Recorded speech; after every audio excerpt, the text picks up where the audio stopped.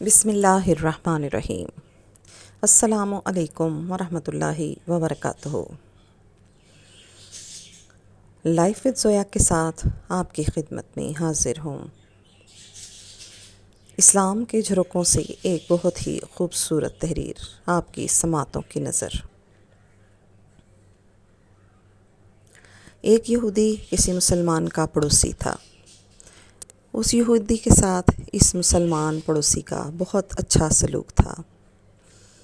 اس مسلمان کی عادت تھی کہ وہ ہر تھوڑی دیر کے بعد یہ جملہ کہا کرتا تھا، حضرت محمد صلی اللہ علیہ وآلہ وسلم پر درود شریف بھیجنے سے ہر دعا قبول ہوتی ہے اور ہر حاجت اور مراد پوری ہوتی ہے۔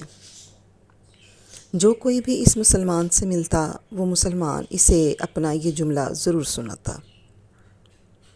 اور جو بھی اس کے ساتھ بیٹھتا اسے بھی ایک مجلس میں کئی بار یہ جملہ یقین کے ساتھ سننا پڑتا کہ حضرت محمد صلی اللہ علیہ وآلہ وسلم پر درود شریف بھیجنے سے ہر دعا قبول ہوتی ہے اور ہر حاجت اور مراد پوری ہوتی ہے۔ اس مسلمان کا یہ جملہ اس کے دل کا یقین تھا، اور وہ خود اس جملے کے فوائد و ثمرات دن رات اپنی زندگی میں دیکھتا تھا۔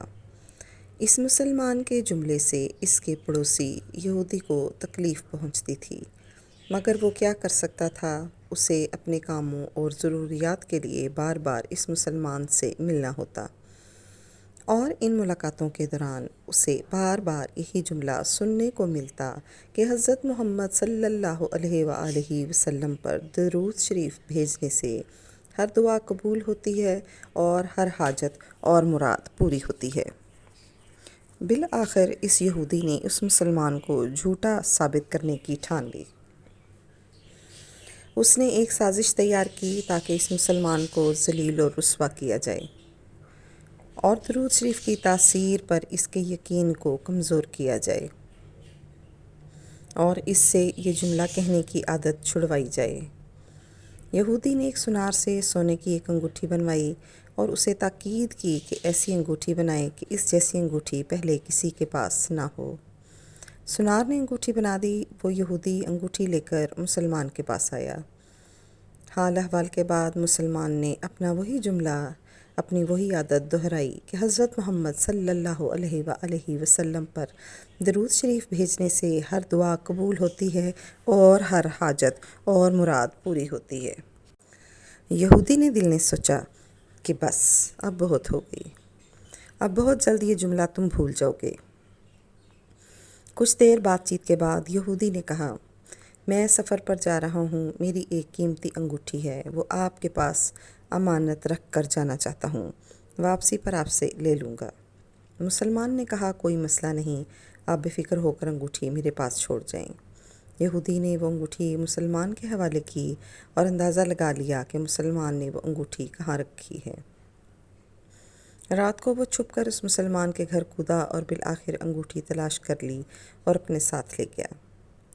اگلے دن وہ سمندر پر گیا اور ایک کشتی پر بیٹھ کر سمندر کی گہری جگہ پہنچا اور وہاں وہ انگوٹھی پھینک دی اور پھر اپنے سفر پر روانہ ہو گیا۔ اس کا خیال تھا، جب واپس آؤں گا اور اس مسلمان سے اپنی انگوٹھی مانگوں گا تو وہ نہیں دے سکے گا، تب میں اس پر چوری اور خیانت کا الزام لگا کر خوب چیخوں گا اور ہر جگہ اسے بدنام کروں گا۔ وہ مسلمان اپنی اتنی رسوائی دیکھے گا تو اسے خیال ہوگا کہ درود شریف سے کام نہیں بنا، اور یوں وہ اپنا جملہ اور اپنی دعوت چھوڑ دے گا۔ مگر اس نادان کو کیا پتہ تھا کہ درود شریف کتنی بڑی نعمت ہے۔ یہودی اگلے دن واپس آ گیا، سیدھا اس مسلمان کے پاس گیا اور جاتے ہی اپنی انگوٹھی طلب کی۔ مسلمان نے کہا، آپ اطمینان سے بیٹھیں، آج درود شریف کی برکت سے میں صبح دعا کر کے شکار کے لیے نکلا تو مجھے ایک بہت بڑی مچھلی ہاتھ لگ گئی۔ آپ سفر سے آئی ہیں، وہ مچھلی کھا کر جائیں۔ پھر اس مسلمان نے اپنی بیوی کو مچھلی صاف کرنے اور پکانے پر لگا دیا۔ اچانک اس کی بیوی زور سے چیخی اور اسے بلایا۔